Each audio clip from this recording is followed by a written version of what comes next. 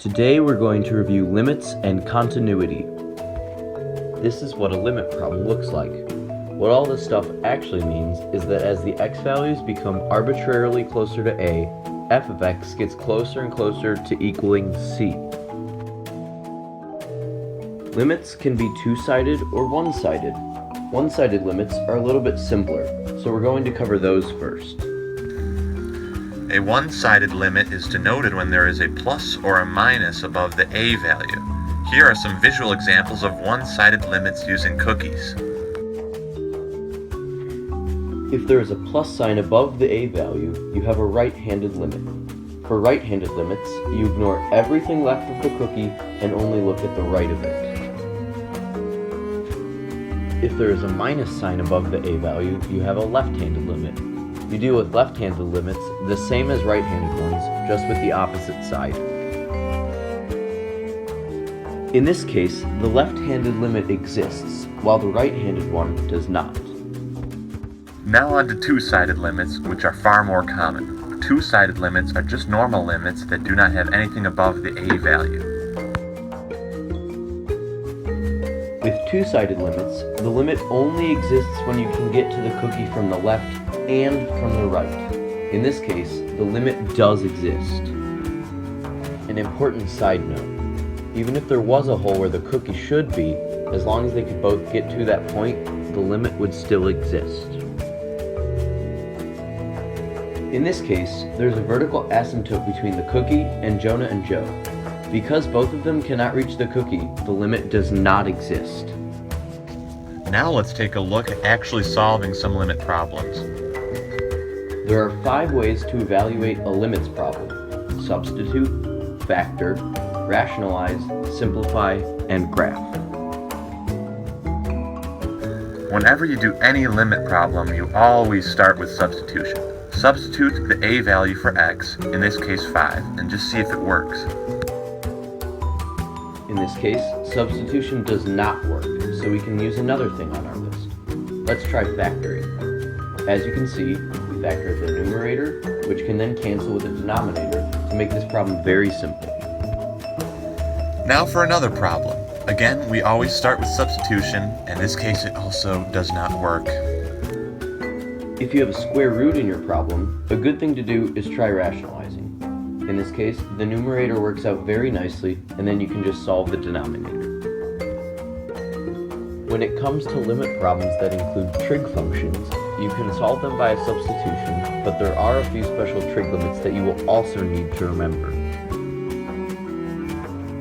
As x approaches 0, sine x over x equals 1. As x approaches 0, 1 minus cosine x over x equals 0. Now let's talk about continuity. There are 3 criteria you must check to see if a function is continuous at a certain point. 1, the point exists. 2, the limit at the point exists. 3, the point must equal the limit. To be continuous, there cannot be a hole at the point. Also, the left-handed limit cannot be different from the right-handed limit. You have to be able to draw the function without picking up your pencil. All 3 examples shown here are examples of functions that are not continuous. Now for a quick review of some college algebra stuff that applies for limits when x approaches infinity. When the degree of the numerator is 1 or more degrees higher than the degree of the denominator, or huge over tiny, the limit does not exist. When the degree of the denominator is 1 or more degrees higher than the degree of the numerator, or tiny over huge, the limit equals 0. And when the degrees are the same, or same over same, the limit equals the ratio of the coefficients next to the variables of the highest degrees. In this case, 16 over 3. Now let's go on to the intermediate value theorem. Say you take a random interval of a continuous function. Let's say that the endpoints have y values of 5 and 10. The intermediate value theorem states that at some point on that interval, you would have to cross the line y equals 7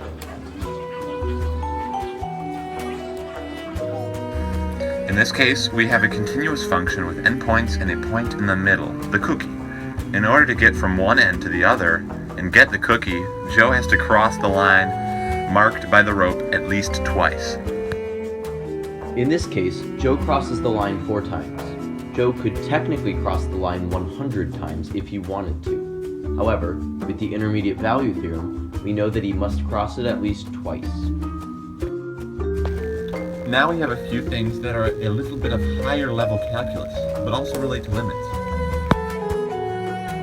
E, or 2.71828, is actually defined by a limit.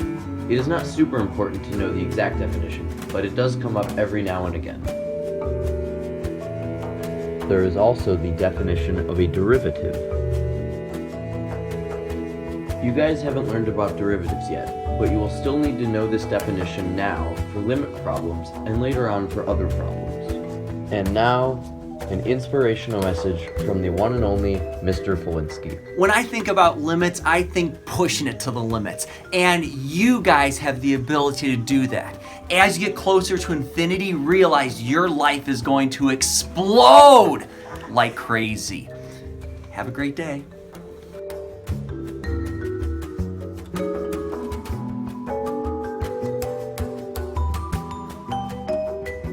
Life is good.